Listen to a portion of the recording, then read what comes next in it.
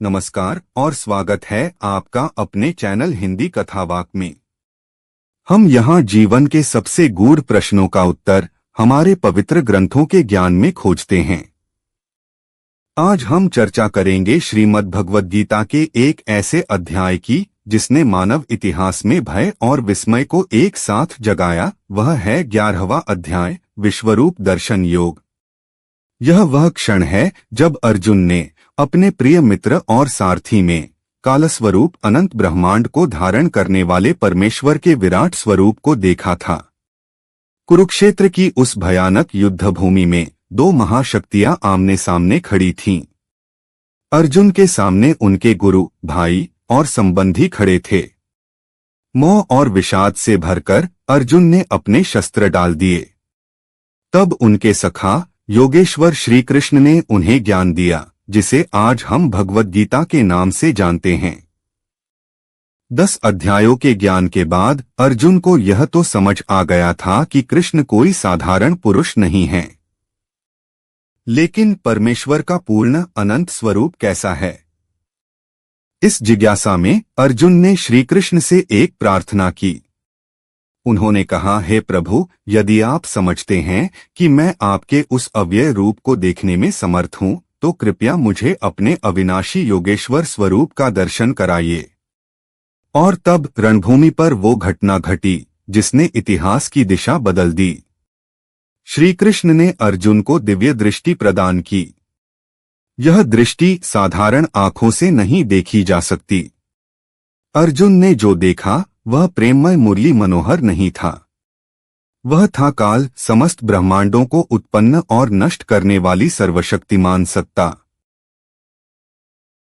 यही सत्य, यही विस्मय आज हम गौरव नाम के एक युवक की कहानी से समझेंगे जिसने ईश्वर को केवल अपने प्रिय मित्र के रूप में देखा था। गौरव एक आध्यात्मिक युवक, कृष्ण के बाल रूप और प्रेम की कहानियों का दीवाना। उसके लिए ईश्वर का अर्थ था बांसुरी, मोरपंख और गोपियों का प्रेम। ईश्वर सदा ही कोमल और आकर्षक होते हैं। एक दिन गौरव अपने गुरु स्वामी पूर्णानंद के साथ एक ऐतिहासिक युद्ध स्थल पर था जहां भयानक विनाश हुआ था। गौरव दुखी होकर बोला, गुरुजी, अगर ईश्वर इतने दयालु हैं तो दुनिया में ये युद्ध, महामारी और मृत्यु क्यों है? वे इसे रोकते क्यों नहीं?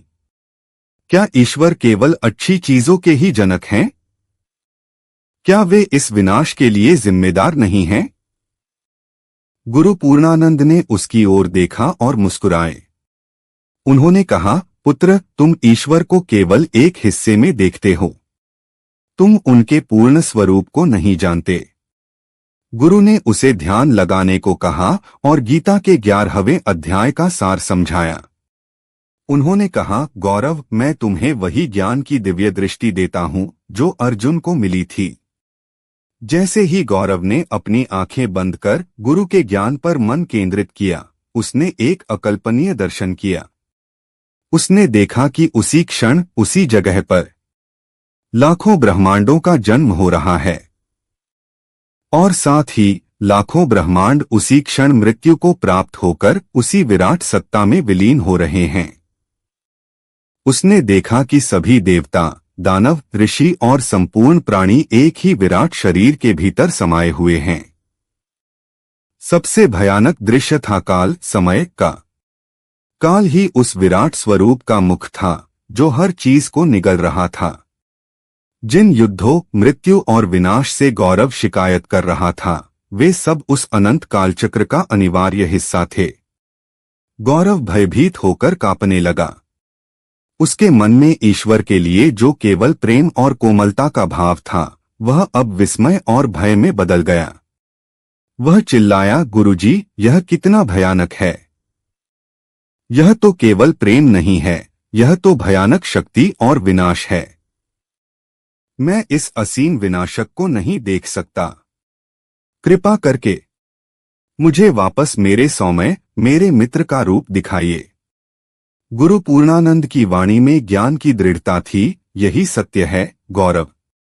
ईश्वर केवल प्रेम नहीं है, वे काल हैं, वे विनाश हैं और वे ही जीवन का संपूर्ण चक्र भी हैं। उनका विराट स्वरूप दिखाता है कि संसार की हर चीज, सुख हो या दुख, उन्हीं की महान योजना के अधीन है। गौरव ने समझा, जीवन की कोमलता और विनाश की कठोरता दोनों ही एक ही परम सत्ता के अंग हैं। उसने ईश्वर को उनके संपूर्ण रूप में स्वीकार किया, केवल मित्र नहीं बल्कि कालस्वरूप सर्वशक्तिमान के रूप में भी। इस स्वीकार के बाद उसके मन की सारी शिकायतें दूर हो गईं और उसे जीवन और मृत्यु दोनों में अखंड शांति मिली। यह कहानी हमें गीता के 11वें अध्याय की 3 मुख्य शिक्षाएं देती है। पहला, भगवान केवल मानव रूप में नहीं बल्कि समस्त ब्रह्मांड के रूप में हैं। वे हर रूप, हर कण के उद्गम और विलय का स्थान हैं। दूसरा, भगवान काल, समय के रूप में भी प्रकट होते हैं, जो हर वस्तु को उत्पन्न और नष्ट करता है। इसलिए संसार में विनाश भी उन्हीं की इच्छा है और हमें उसे स्वीकार करना होगा। तीसरा, विराट रूप का दर्शन भक्त को भयभीत करता है, जिससे वह अपनी अल्पज्ञता को स्वीकारता है और अंतःपूर्ण समर्पण के साथ भगवान के प्रेममय सौम्य रूप की शरण लेता है। तो यह था श्रीमद् भगवद गीता के 11वें अध्याय विश्वरूप दर्शन योग का गूढ़ रहस्य। क्या आप जानना चाहेंगे कि इसके बाद अर्जुन ने परमेश्वर को पाने का सबसे सरल मार्ग कौन सा पूछा? क्या आप गीता के 12वें अध्याय भक्ति योग की कहानी सुनना चाहेंगे? इस रहस्य को जानने के लिए हमारे चैनल हिंदी कथावाचक को लाइक, सब्सक्राइब और शेयर करना न भूलें। हम मिलेंगे अगले वीडियो में एक नए ज्ञान और एक नई कहानी के साथ। जय श्री कृष्ण। धन्यवाद।